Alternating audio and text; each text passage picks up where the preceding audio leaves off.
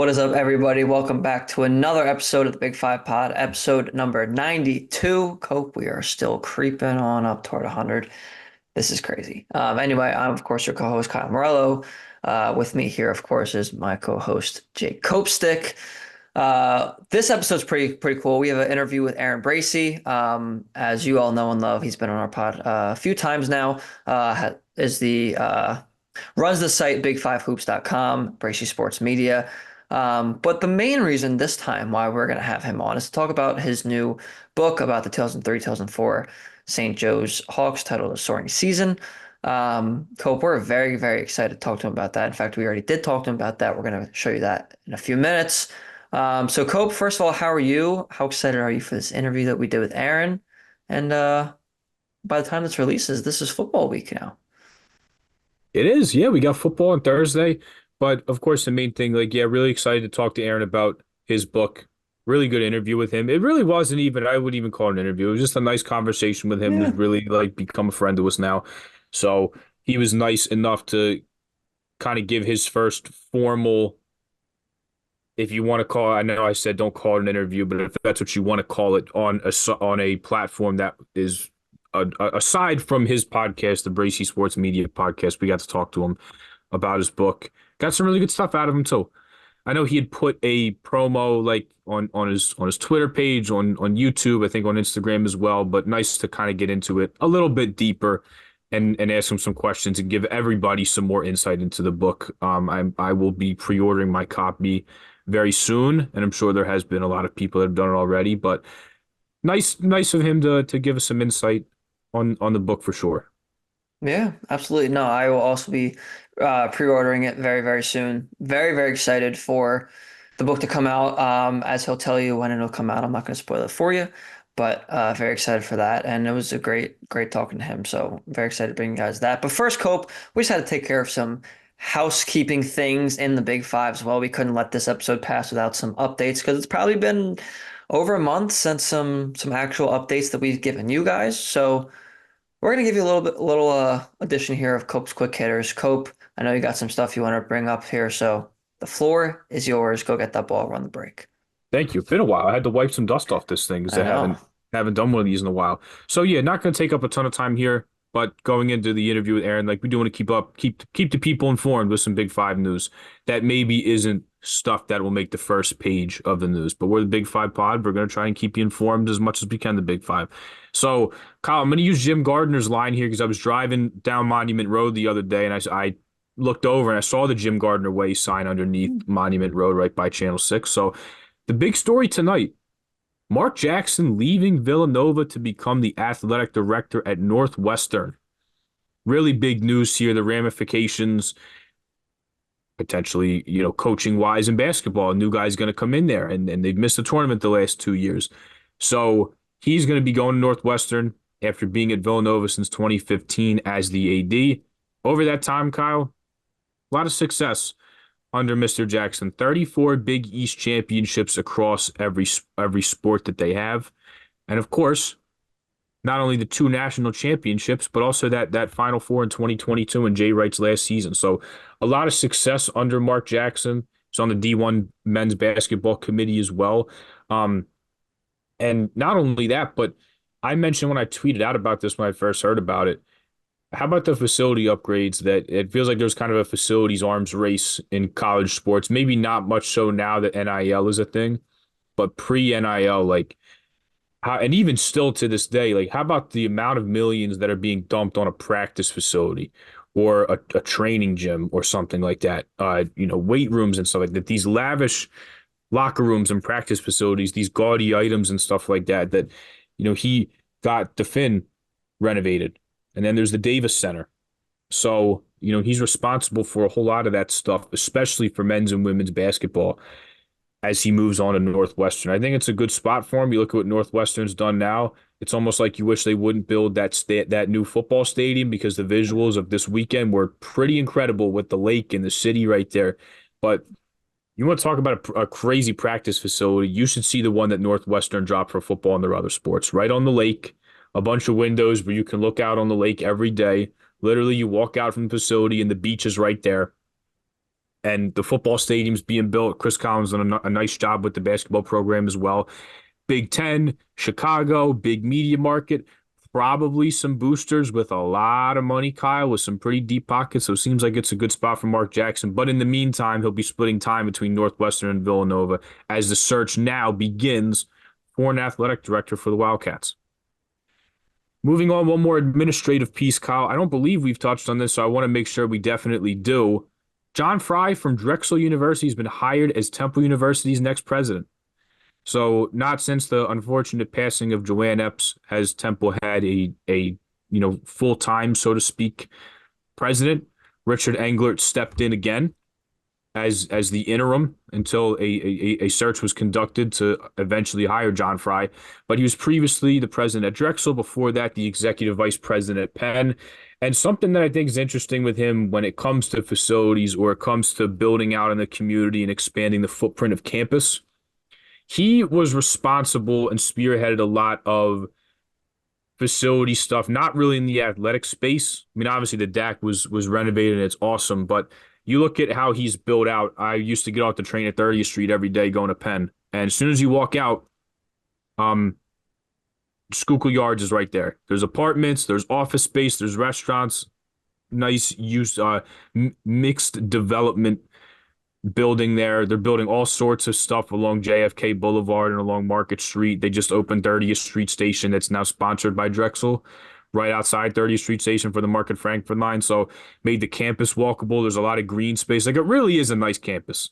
And John Fry is responsible for a lot of that. He's not going to have a problem with that at Temple because, as you know, Kyle, being an alum, Temple's a very walkable campus and there is a lot of green space there. So, but he comes with that track record. And I know there was an article or there was an op-ed I think he put in Wall Street Journal that said like he's lucky that Drexel doesn't have to, or Drexel does not have the issues and like the burden that comes with having a college football program. He did walk that back and say the football program at Temple has nothing to worry about. So he said he's very committed to athletics. They've been, basketball been pretty. I mean, they just had a banner year under Spiker as far as wins go, but I think there's a lot to like with John Fry. But I think university leadership is definitely something that we should touch on. That being our alma mater as well. So welcome John Fry. So I'll be meeting him soon. Moving on to some coaching news. Nothing really too crazy here.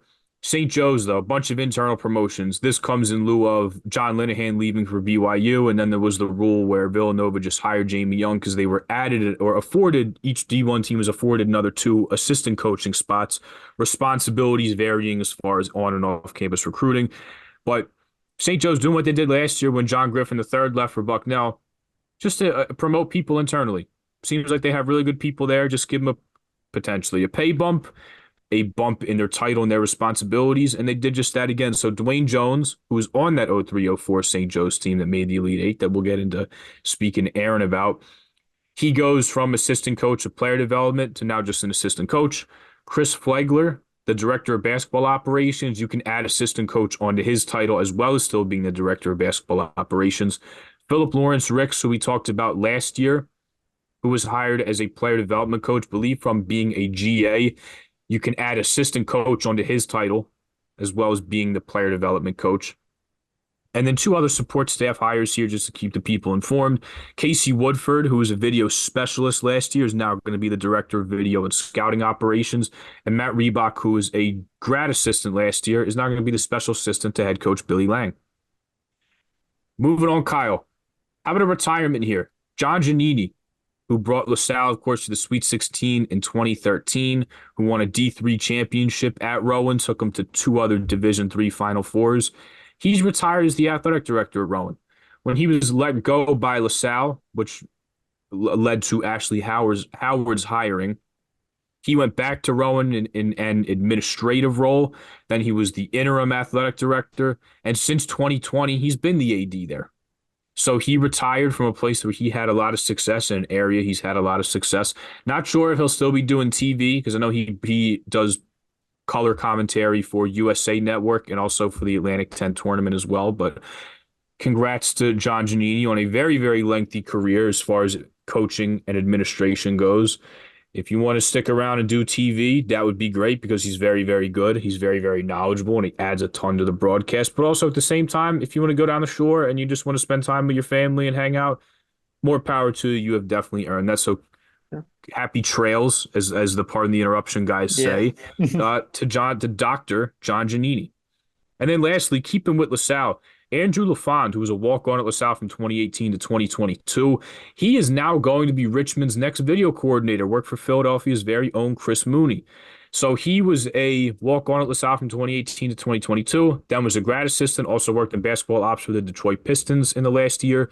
So now he's going to have a full-time coaching spot, or full-time, you might as well just call it coaching spot, as a video coordinator for Richmond in the Atlantic 10, where he'll be making his way back to Philadelphia to play LaSalle and St. Joseph's at some point. Then there's some player news, Kyle. Only two notes here for Temple. So they got a very, very late ad here. They got a commitment from, it was a 2025 player who reclassed to the 2024 class, Babatunde Doridola from Toronto, Canada, who played at DME Academy in Daytona Beach, Florida. 6'7", 6'8" forward, can play probably more of a four, but I think with his size and the way Temple plays, this could be a guy that sees some time at the five a little bit. But he reclassed to commit to Temple and played this year. And according to 247, he also held offers from George Mason, Seton Hall, Kent State, Old Dominion, and he chose the Owls over all of them. So he'll add, who knows how much he'll play this year since he just got here. But he is going to add some size up front. And then how about this, Kyle? Also, according to 247, with the addition of Babatunde Doridola, who 3 or 4-star, depending on where you look, his commitment gives Temple the best recruiting class in the AAC this That's year. right. Adam Fisher and his staff only took him 1 year. Only took him 1 year to get there. And then also, for next year, in the class of 2025, Temple lands commitment from 3-star guard Cam Wallace of the Westtown School. He's a 6'5" combo guard. Chose Temple over some local programs as well. Chose him over Drexel. Chose him over St. Joseph's. But also Cincinnati, Texas A&M, St. Louis. Pretty damn good Cool. basketball programs there. So Temple, obviously Adam Fisher, since the day he was hired, even prior, lauded for his recruiting ability. And he's showing that. I mean, there's certainly some substance here very, very quickly in his tenure, even after one season. And then lastly, to wrap up some scheduling news, just about every team has released their non-conference schedule and their schedule as a whole because we've seen the conference pairings come out. We'll evaluate that more when we preview these teams and their conferences. But quick scheduling note, Drexel, they're going to be playing in the Sunshine Slam in Daytona Beach. We've known that for a little bit, but we finally found out their opponents. They're going to open up, Kyle, against Purdue Fort Wayne, who, do you know what their mascot or name is? Oh man. Would you like to take a shot? I feel like I've seen it before, but I don't know off the top of my head. I was going to say I'd give you a steak dinner if you get it, but I wasn't sure if you saw me tweet it out when I did I at the didn't. time. I They are didn't. the Mastodons, the only Yeah, there's no Mastodons in shot. Division One. There's no So, shot. yeah, one of the better names in D1, but they'll be opening up against Purdue Fort Wayne and then get either Radford or the Chicago State Cougars in the next round of the Sunshine Slam. So, Say that three Drexel times men's fast. basketball, if you need somebody to cover the team in your time there, if you'd like to work out with Temple, potentially getting me a couple days off to go do that, I can step in.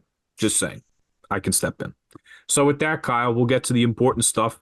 Lead us into our interview with Aaron. All right, ladies and gentlemen. First of all, Cove, thank you for the quick hitters. Very informative. I know we had a lot to catch up on here. But yes, we are very excited to bring you this interview, conversation, whatever you want to call it, with Aaron Bracy of Big5Hoops.com, Bracy Sports Media. And as he's about to tell you right now, you can add author to that long list of credentials. So for us, here's Aaron Bracy and our interview with him about his new book on 2003-2004 St. Joe's Hawks. All right, people, as we promised, we have Aaron Bracy here of Bracy Sports Media, Big5Hoops.com, and he has a new book out, and I'm not going to be the one to tell you about it. I'm going to let him tell you about it. So, Aaron, first and foremost, why don't you give us some information on the book, what it's called? Obviously, we know what it's about, but a little more about that, publishing, and all that fun stuff. Yeah, thanks, guys. It's great to be back on your podcast. You guys do such a great job. Always enjoy listening to. And your interview with Justin Scott last week was top notch. I Thank you. learned so much from listening to him talk about the game, and thought your questions were really interesting about the rules, and then even some of the fun stuff at the end. But so always great to be with you guys. Yeah, the book is called A Soaring Season, the incredible, inspiring story of the 2003-04 St. Joseph's Hawks. It's set to be published on March 1st, 2025 by Brookline Books. You can pre-order it now and read about it, read a summary about it at big5hoops.com/a soaring season. And just, I'm so thrilled. It's always been a dream of mine to write a book. And it was always kind of like, well, what's the topic? And I always had topic ideas, and then I'd find that that book had already been written. And so I was thinking when I started Big Five Hoops in November, I was like, oh, this is the 20th anniversary of the 2003-04 St. Joseph's Hawks. I'm like, oh, maybe I'll write a feature story, like a long form feature story for Big Five Hoops. And then I was like, wait a minute, maybe I'll write a book. So I looked and no one had written that book. And I was like, well, there it is. And here we are. There you go. There you go. And before I turn it over to Cope here, I just want to ask you too, like, I mean, I know you spent a ton of time, did a ton of interviews. Like, how are you doing after finishing and hitting the submit button? Like, how are you feeling right now after all this? I'm feeling great. I'm feeling great. It was exhilarating. It was somewhat exhausting. The last 9 months, like every spare moment that I had, I was putting into the book in one way or another. You mentioned the interviews. I interviewed 90 people, probably more than 100 interviews with those 90 people. And I started the writing process in mid-May. May 15th was when I set a deadline for myself to stop interviewing and start writing. And from May 15th until like early August, I just put my head down and wrote. I stayed up every night as late as I could until I literally could not stay up anymore.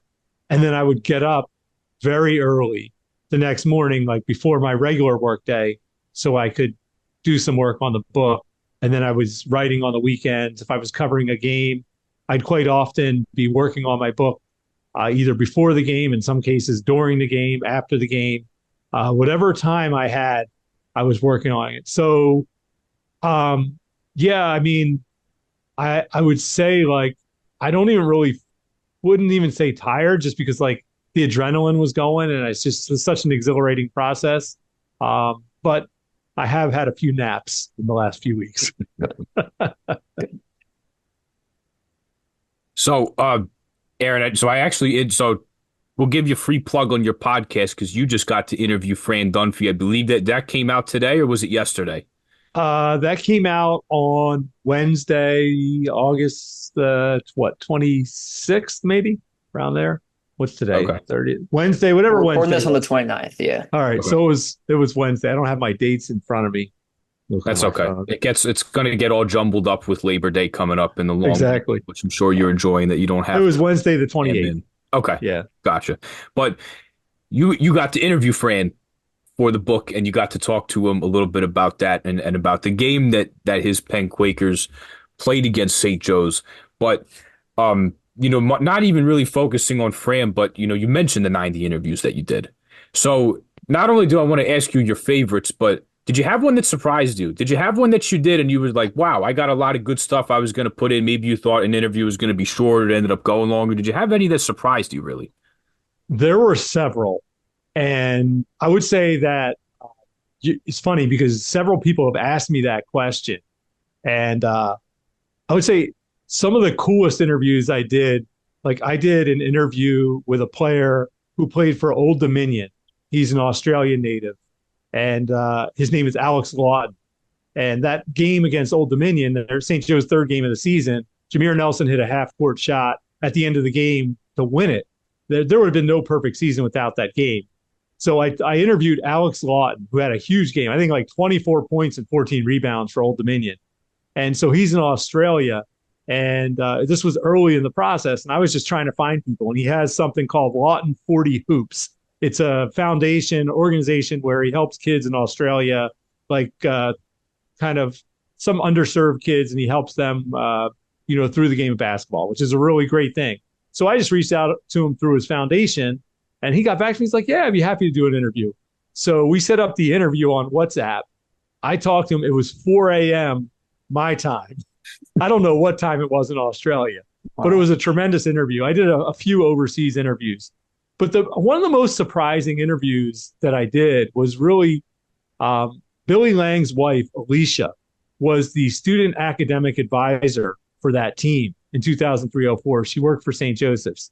She has several degrees in sports psychology, I think from University of Virginia, and she was just starting out then. And every interview, I was always cognizant of people's time, and I wanted to be respectful of people's time. And I'd say, "Hey, like if you could give me like 30 minutes," and she talked to me probably for like an hour. And there were so many tremendous interviews, but she gave me a lot of insight into a lot of players, and especially into Delonte West. And her insight really helped develop the story, and also was a kind of a jumping off point for some other people on the Delonte angle. So that was really, I got probably more than I expected in that interview. She was just really, really helpful in that way. And I have to say, like, I was grateful to every single person who took time. And so, like, I hate to single any one person out. And I certainly would like to thank Phil Martelli for giving me 3 hours in his living room and going through the entire season. And then I had to follow up with him several times for subsequent questions because, believe it or not, 3 hours were not enough to get through everything I wanted to get through. But so everyone was, I'm so grateful for everyone, all 90 people who took the time. There were a few people that like gave me more time, kind of like Alicia, which I was grateful for all the minutes I got. But Alicia was just one example. Mark Bass, who was an assistant coach on that team, was a tremendous interview. Much like with Justin Scott, I was thinking of Mark Bass. He gave me so much insight into the game, into how a 3-point shooter can get free. Like I had no idea. And then somebody like Dan Leibovitz, he was an assistant coach at Temple, Jake, where you work. And Dan Leibovitz broke down the matchup zone for me. And I think Temple fans are going to love reading about it. I know it's a St. Joe's story, but I have voices from every Big Five, a prominent person from every Big Five team in the book. And those are just some of the interviews and some of the examples. And like, I'm really reluctant to single anyone out, to be honest, because I'm grateful for everyone. And I think everyone had a key part in the book. So I have one more before I want to kick you back to Kyle, and we'll just flip flop asking you stuff. So I listened to another one of your podcasts where it was right after, I believe it was right after you had tweeted out that you had submitted the script. It was going to be published, and you had released that information. And that your guest on that episode was your wife, who you basically said was your editor. Yeah. So I know you spoke about it on your podcast, but I want to ask you the same so you can give us your insight into that. Like, she basically was your editor while you were writing this whole thing? Yeah, and thanks for giving me the opportunity because my wife was a tremendous help in this process. And we've been married for 21 years and we dated for like 5 or 6 years before that. So we've been together for a really long time. She's edited a lot of my work, but this process was intense. And I really needed her help because I wanted the book to be appealing to not just hardcore sports fans and basketball fans. My wife isn't the biggest sports fan. She likes sports, but she's not like an X's and O's, the hardcore sports stats and all that. So she was able to call out some areas in the book where like, she's like, hey, you're really like that's really not going to be that interesting to people who aren't really that into basketball. I was like, okay. And so the process was I would leave a chapter on the kitchen counter like every night or whenever I was done. And I would ask her to read it that night because I needed her to give me feedback so I could move on to the next chapter. And she did that fastidiously and just she was so dedicated to helping me. And we bumped heads a little bit because, when we write stuff and we create stuff, we think that what we do is like, and, we're very defensive about our work. Not that it's not flawless, but she really stood her ground with me. And I just would like to point out one thing, and I don't want to take up a ton of your time on the podcast, but the ending, when I wrote the ending, I had the ending in mind before I even wrote the book, kind of like I was hoping to have a message. But when I wrote the ending, I wrote what I wanted to say, but it didn't fit with the rest of the book. And she picked up on that right away. And I was really disappointed because I was like, this is really what I wanted to say for the ending. And she's like, but it doesn't fit the book. And like, we bumped heads about that for like a day or so. And she's like, listen, sleep on it, take a walk, think about it. And I was like, well, this is what I wanted to write. And she's like, well, I really think you should think about changing it. And so I thought about it and I changed it, and it still had the what I wanted to say, but it felt more like the rest of the book. And I was really grateful and thankful for her for standing her ground, because I think it made for a much better book, and just really grateful for her throughout the process. Well, very, very, very interested now to see what that ending is because it sounds like that's something you concocted right from the jump upon thinking about writing this book, which is something I wanted to ask you about. Like, I know you said you wanted to write a book and you were looking for kind of that thing, to write about. Why exactly was it this team and this story that you wanted to tell? Well, I think first of all, no one had written this story. And it's such a great story. I remember that team just captivated the city of Philadelphia, not just St. Joe's, like the whole city and even much of the country. And I'm getting goosebumps as I'm thinking about it. And on the back cover and in the summary, I wrote that, and when I pitched this to publishers, I said, this is going to be a story. It's a story for everyone, not just sports fans, not just college basketball fans, but this is a human interest story. And the idea is you don't have to be the biggest to beat the biggest. And you don't have to have the best to be the best. And that was this team. All these guys were under recruited. Nobody wanted Jameer Nelson because he was too short. Delonte West wasn't recruited by hardly any Division I school. It was St. Joe's, Siena, Manhattan, and Towson. That's it. No one wanted Delonte West. The other guys were just kind of guys. They were afterthoughts. John Bryant, who ended up being a very impactful player on that team, was from Virginia, and he was not recruited by any Division I team in Virginia. And these are many very low-level Division I teams, including Liberty, which St. Joe's played in the NCAA tournament that year. So you had all these guys who really weren't very heavily recruited. I knew the story.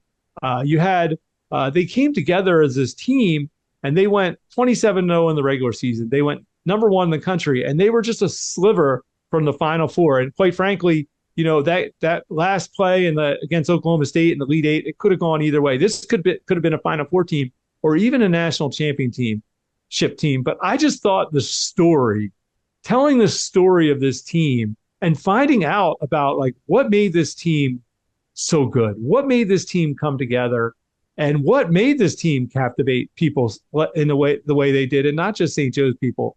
And I just thought it would be a great story to tell. And I thought I knew a lot of people involved with the story. I thought I could get interviews with people. And I actually started out like interviewing people kind of around the team, learning about the team, like support staff type people, some fans. And, I'm well connected through St. Joe's. I've covered tons of St. Joe's games, obviously with the Big Five. And so I just thought I could tell the story. And I just thought it was a great story. And I thought I could tell it. And we'll see. Hopefully it will connect with readers in a way that I thought that it could when I started thinking about it. That I don't doubt one bit. I definitely think that you'll be able to tell that story. You told that story very, very well. Now I know you had a little bit of help with the book outside of like the publishing and stuff. Can you speak more about some other people who might have been involved besides, your editor in chief, your wife there?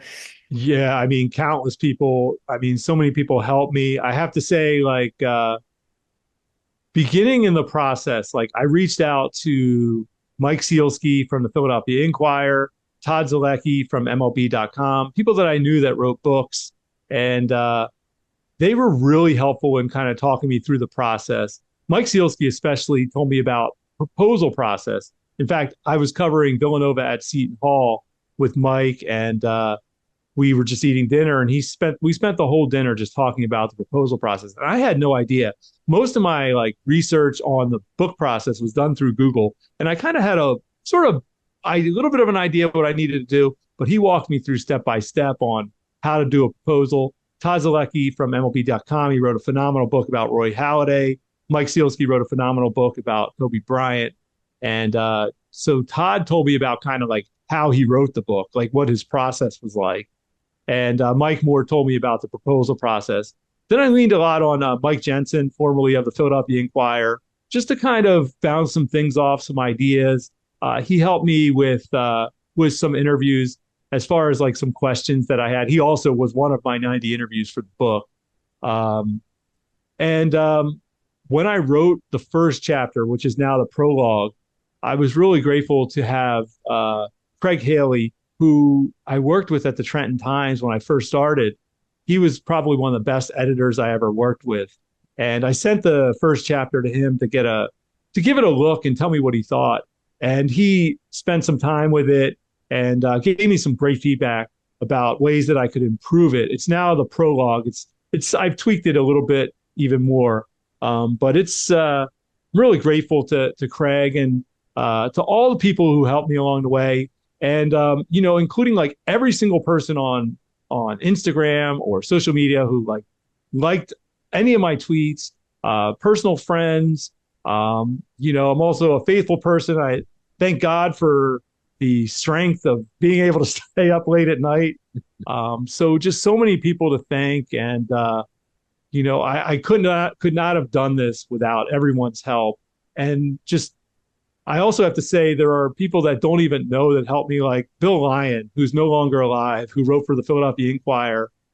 He was a sports columnist, and he inspired me in many ways through his writing and the way he wrote, and I got interested in writing about sports from reading Bill Lyon's columns. There are some colleagues at work who inspired me.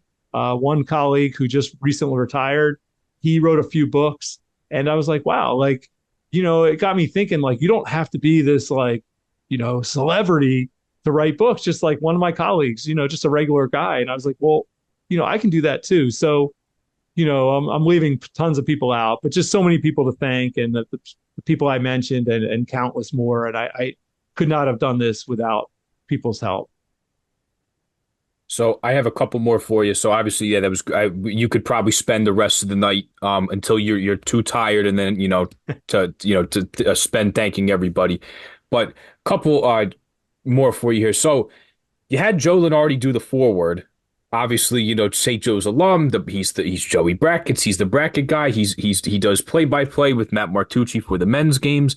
Could you tell us a little bit about that? I'm sure he jumped on the opportunity to do that for you when you approached him.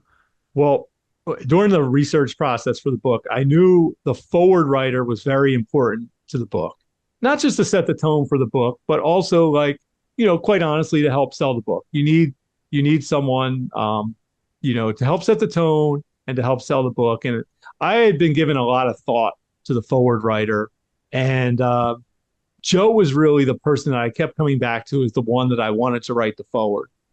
So I wanted to wait until after the season before I asked him, because he's busy with the brackets and St. Joe's, as you mentioned. So after the season, maybe like even like a week after the season, I was chomping at the bit to ask him.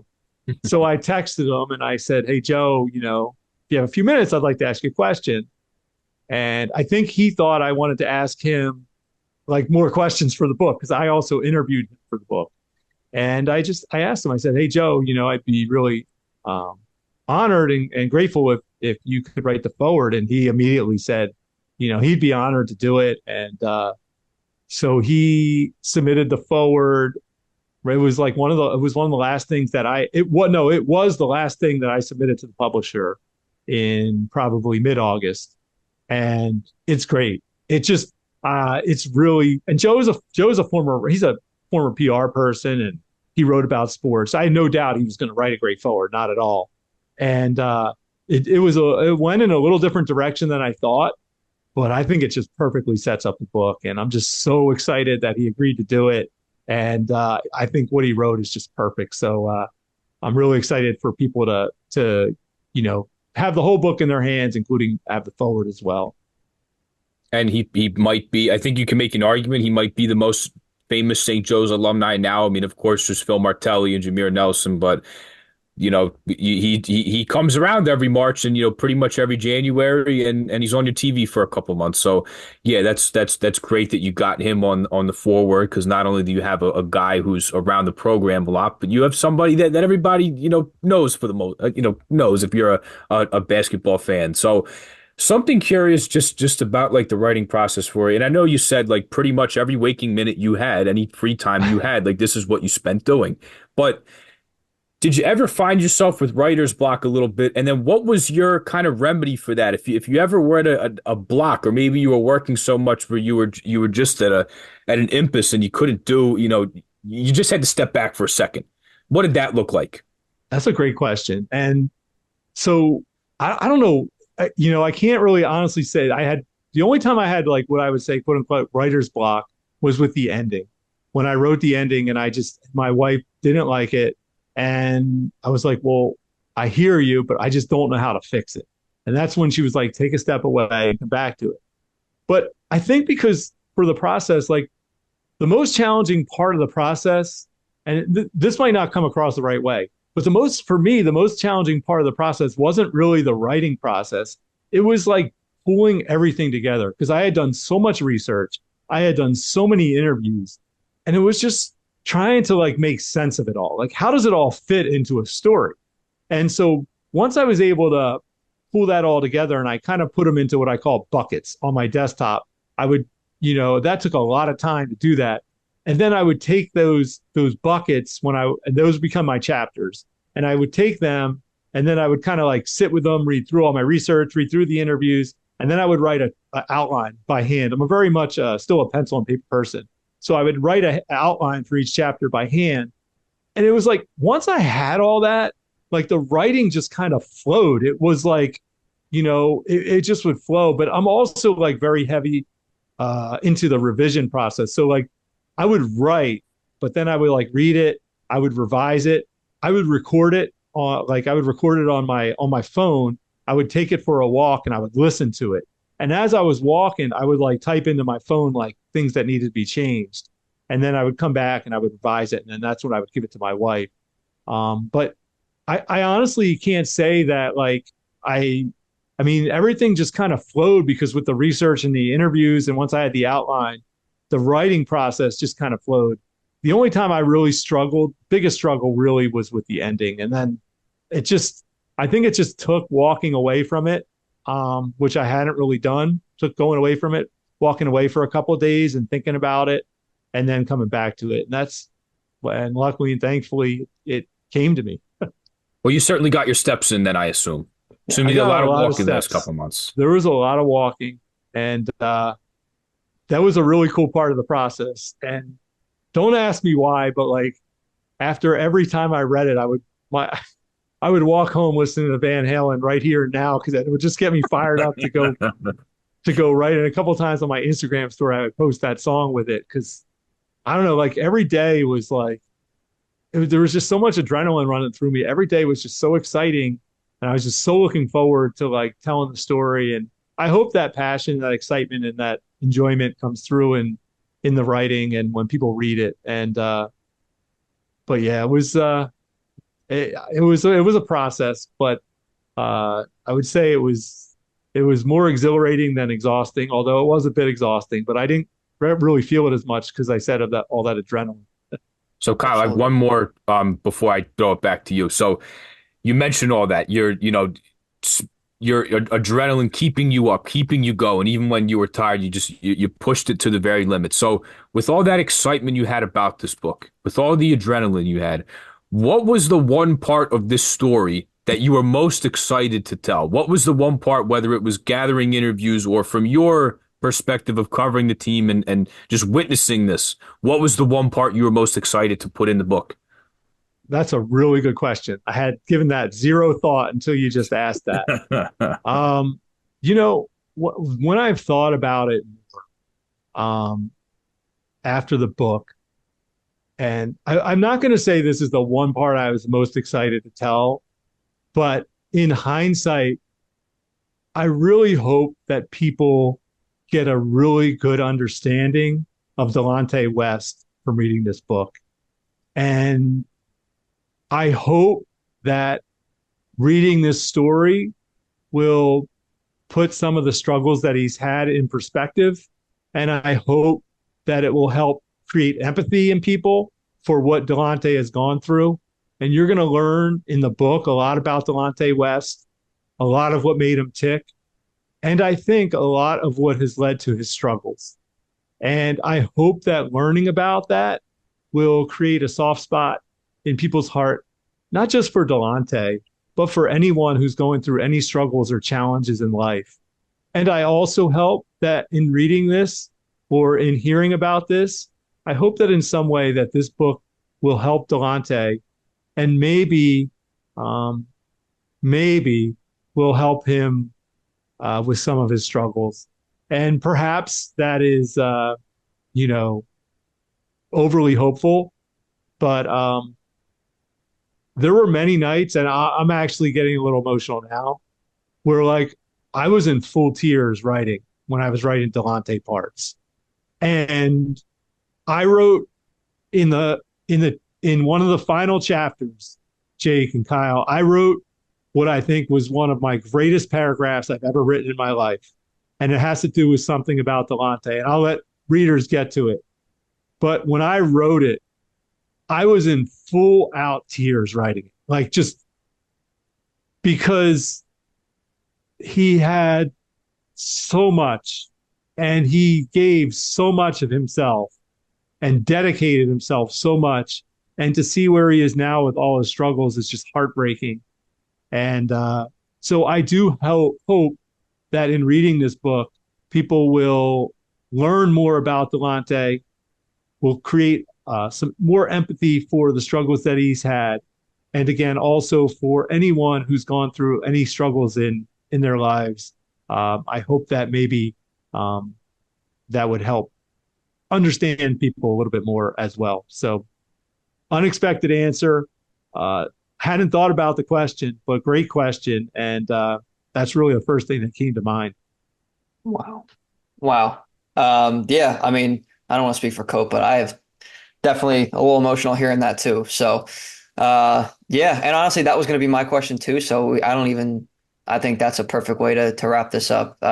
First of all, Aaron, thank you for that tidbit of that because that was incredible. And um, I know I'm very much looking forward to reading that piece, if not the whole book, obviously, but especially that piece as well about Delonte West and all of it that you wrote. So I know everybody else who is reading will be as well. So thank you for that. And obviously, thank you so much for coming on the podcast and sharing all your tidbits about the book and your process writing and everything. I know this is the first interview you've done since completing the book, so we're definitely honored that you took the time to talk to us for your first interview about the book. So we very, very much appreciate it. Cope, any final thoughts for Aaron before we depart here? Um, Not really. I didn't I almost like don't know what to say. I mean, Yeah, that I was am a that little you emotional. you go. Yeah. I was just like, there's nothing I can say that will be like the appropriate thing to lead out with Well, that with. That was Yeah. so genuine and Yeah. I think one of yeah. the best pieces of feedback that I got so far was from the publisher, and they read through the whole manuscript, and the publisher said, like, wow, like I was almost in tears at the end about. So I'm hoping that people will make a connection to the team, to the players, to the story, and honestly, like I hope that in reading this book, that I hope that it's going to help people in their own lives and in what they can achieve. And you see, like, we're so beaten down at times by people telling us like what we can't do. And I know St. Joe's didn't win the national title this year, and I talk a lot about that in the book too. But I that year, but I hope that what they were able to accomplish and the way they were able to do it, I hope will resonate with people and maybe in some ways help them in their own lives. That's kind of my hope. And I can't thank you guys enough. I wanted to do this interview with you guys again. Thank you. This is my first book interview, and I actually you know reached out to you guys because of everything you do for the Big Five. You do such a great job with your podcast. And so I'm really grateful to you guys for having me on and for giving me this platform and the opportunity to tell the story. And so really grateful to you guys for allowing me to do that. Absolutely. And we are honored to have you. We're very appreciative of you and everything you do for the Big Five. And yeah, we're grateful that you picked us for your first book interview. So we're very appreciative. Aaron, have a couple minutes left here. So any final plug here for the book to let the people know where to find it and whatnot? Yeah, you can go to big5hoops.com/a soaring season. You can pre-order the book there. You can also read a summary. The book's going to be it's scheduled to be published on March 1st, 2025 by Brookline Books.